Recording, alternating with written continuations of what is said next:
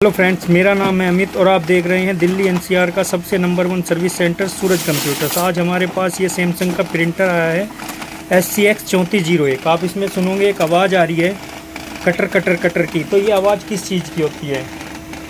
Mostly ये आवाज़ जो होती है ये कार्टेज की आवाज़ होती है। तो हम एक बार इसकी कार्टेज चेंज करके देखेंगे कि उसी से ही प्रॉब्लम आ रही है या किस चीज़ से आ रही है।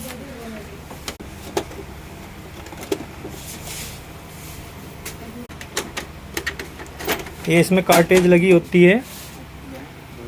इसकी कार्टेज बाहर निकाल के हम इसमें दूसरी कार्टेज लगा के देखेंगे हमारी आवाज़ आ रही है या नहीं आ रही है। कार्टेज लगा रहे हैं, ये हमने इसमें कार्टेज लगा दी है दूसरी। तो लगा के एक बार चेक करते हैं हमारी आवाज़ आ रही है या नहीं आ रही।